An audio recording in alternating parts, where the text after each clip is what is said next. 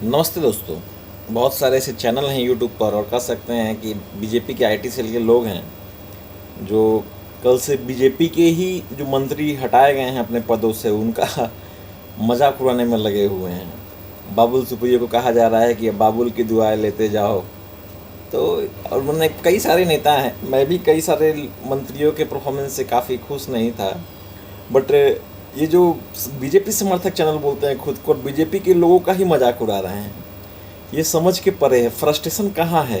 कल तक ये 2 दिन पहले तक जब ये मंत्री थे तो इनके अगर कोई कांग्रेसी इनको कुछ बोलता था तो ये बचाव में सारे कूद जाते थे। मतलब इनका कहना आ गया एक्चुअली ये बीजेपी के समर्थक हैं क्या है मुझे समझ में नहीं आता। एक्चुअली ये लोग किसी तरह व्यूवरशिप चाह रहे हैं, किसी तरह व्यूवरशिप आ जाए, इनका काम हो जाए और कुछ नहीं।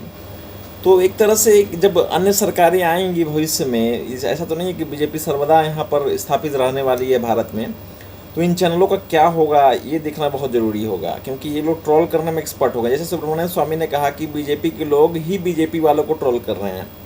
स्वामी जी अक्सर बीजेपी आईटी सेल के अटैक बनते हैं, उनसे तो पंगा ले नहीं पाते हैं, उनके संग सक नहीं पाते हैं। कल एक और अजीब सी मुझे दिखा कि कई सारे मंत्रियों को हटाया गया, कई सारे नए मंत्री आए। तो नए मंत्रियों में ये भी था कि मतलब ज्योतिरादित्य सिंधिया को मंत्री बनाया गया। इनका था कि इन्होंने कांग्रेस का सरकार गिराया था, ये अचीवमेंट था इनका। चुनाव हार गए थे, संसदीय चुनाव बीजेपी के ही अपने पूर्व पीए से हारे थे ये चुनाव।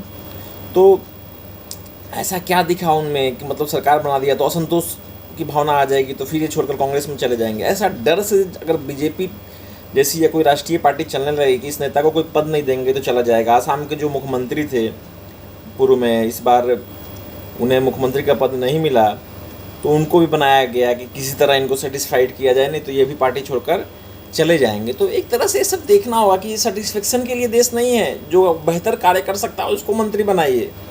स्वामी जी क्यों नहीं इकोनॉमिक मतलब फिनांस मिनिस्ट्री संभाल सकते हैं, क्यों नहीं दिया जा सकता है? नहीं, वो बात करते हैं ऐसा कि नहीं होगा। अरे देकर तो देखो, उनसे बड़ा अर्थशास्त्री, उनसे बड़ा ज्ञानी, उनसे बड़ा मतलब नहीं कहा जा सकता है। वो उनके क्लेम को छोड़िए, क्लेम करते हैं तो वो डालते भी हैं। उन्होंने क्लेम किया था कि सोनिया राहुल को कटघरे में पहुंचाएंगे, तो पहुंचा कर दिखाया है।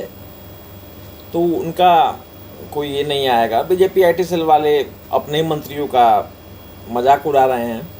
तो एक तरह से ट्रेंड बना हुआ है। इसे इसमें जो एक नाम जो हटा तो मुझे भी खुशी हुई थोड़ा, प्रकाश जावड़ेकर। पता नहीं क्यों उनके मतलब है बोलने की शैली या विपक्ष को जवाब देने की शैली मुझे पसंद नहीं आती है। उनका परफॉर्मेंस, उनका जो मिनिस्ट्री रहता है वो भी समझ में नहीं आता है। और बेचारे क्या कहते हैं हमारे रविशंकर प्रसाद जी, इनका तो जो मिनिस्ट्री था वो उन्हें समझ में ही नहीं आता होगा। टेलीकॉम मिनिस्ट्री को सिर्फ मतलब ट्विटर को धमका लेने से, फेसबुक को धमका लेने से मिनिस्ट्री नहीं चलता है। उनके हाथ में बहुत सारी चीज़ें थी जिनको सुधारना था, मतलब ये करना था, मगर उसमें कोई सुधार नहीं पा रहे थे। बीएसएनएल भी इनके लिए एक बड़ा बोझ बना, जैसे मनोज सिन्हा के लिए बना था। बीएसएनएल उनका मंत्री पद गंवाने का एक कारण था, मोदी जी के मतलब फेवरेट लिस्ट में से जाने का जो कारण था, वैसे ही रविशंकर प्रसाद के साथ हुआ है। तो बीएसएनएल के लिए कोई सुधार कुछ नहीं कर पाए हैं वो लोग। तो फिर भी बीजेपी आईटी सेल वालों को ये सलाह रहेगी कि वो लोग अगर मानते हैं कि बीजेपी का समर्थक है तो बीजेपी वालों का ही विरोध ना करें। और जो बीजेपी समर्थित यूट्यूब चैनल हैं जो मतलब एजेंडा लेकर बैठे हैं कि हम बीजेपी के समर्थन में ही बैठे हुए हैं, वो लोग भी अपने आप में सुधार लाएं। दोगला भाव से प्रशंसा या ये ना करें। 2 दिन पहले वो पसंद थे, अब नापसंद हो गए, तो इस तरह का ना करें। मतलब दिख जाए, चरितार्थ हो जाए कि आप बीजेपी का समर्थन करने के लिए ही बैठे हुए हैं। जैसे ही आप उन पर बोलिए कि आप बीजेपी का समर्थन करने के लिए बैठेंगे, नहीं हम हिंदुत्व का समर्थन करते हैं। हिंदुत्व का मतलब समझते हो? जो भाषा शैली का इस्तेमाल करते हो अपने वीडियो में, और जैसे पहले ये लोग कह देते हैं जय श्री राम भाइयों। अरे क्या है, चैनल का व्यूवरशिप पाने के लिए इतना ये, उसके बाद दिखाएंगे कि यूट्यूब का सिल्वर बटन, ये बटन, वो बटन। तो वो सब नहीं है, मत देखिए। अगर ब्लाइंडली बीजेपी का समर्थन भी करते हो आप तो इनको फॉलो मत कीजिए। अभी भी मैं बोलता हूँ, मैं तो डीडी न्यूज़ देख लिया करता हूँ। आदमी बोलेगा सरकार द्वारा निर्धारित, नहीं, मुझे जो न्यूज़ देखना हो तो मैं देख लेता हूँ।